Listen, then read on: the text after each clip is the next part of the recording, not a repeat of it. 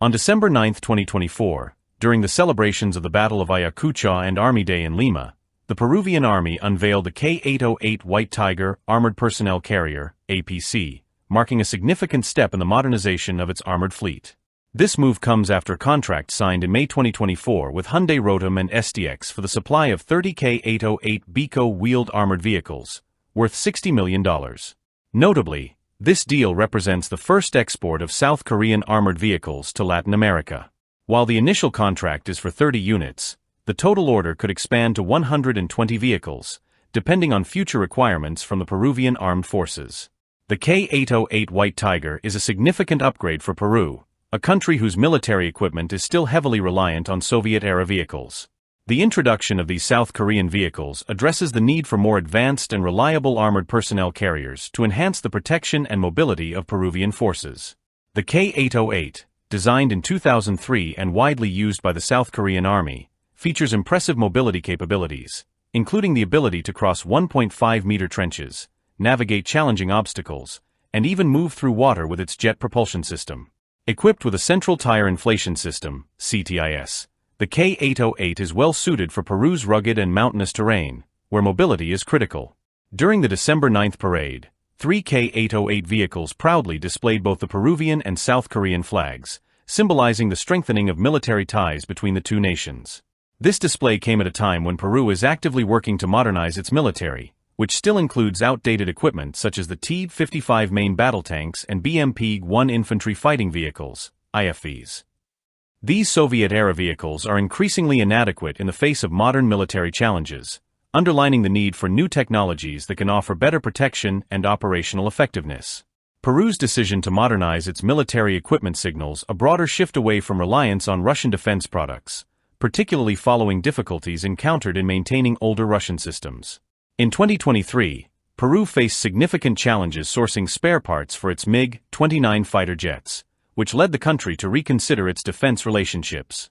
This shift has been further reinforced by recent moves to strengthen ties with Western allies, as evidenced by the Peruvian government's decision to allocate funding for 24 new fighter jets in 2025, with the French Rafale emerging as a leading candidate.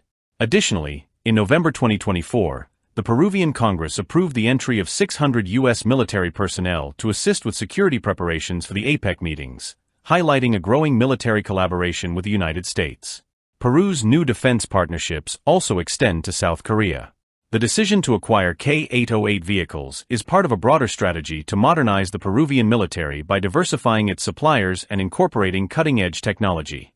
In 2024, the Peruvian government signed a second memorandum of understanding with Hyundai Rotem to acquire K2 Black Panther main battle tanks.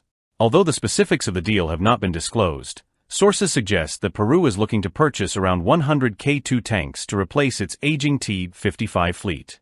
This deal further strengthens the relationship between Peru and South Korea, solidifying South Korea's role as a key supplier of advanced defense systems in Latin America.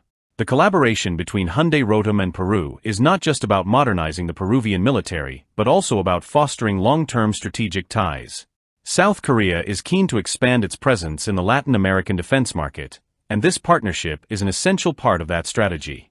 Both Hyundai Rotem and STX are in discussions for additional orders, and there is potential for expanded technical collaboration with FAME-SAC, Peru's state-owned arms manufacturer.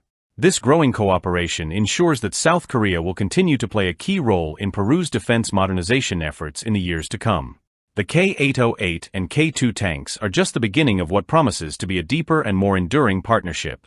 South Korea's defense industry is known for its technological expertise and innovative designs, and the K808's success in South Korea makes it a reliable choice for Peru. The ongoing collaboration between Hyundai Rotem, STX, and FAME-SAC is expected to pave the way for future contracts and ensure the continued modernization of Peru's armed forces, making them more capable of meeting the demands of modern warfare. Peru's military modernization efforts, highlighted by the acquisition of K808 armored vehicles and the potential purchase of K2 battle tanks, demonstrate the country's commitment to enhancing its defense capabilities and diversifying its defense partnerships. The cooperation with South Korea underscores a shift in Peru's defense policy, moving away from outdated Soviet-era equipment toward more modern and technologically advanced systems. As both countries continue to strengthen their military ties, South Korea's role in the Latin American defense market is poised to grow, while Peru's armed forces will be better equipped to face the challenges of the future.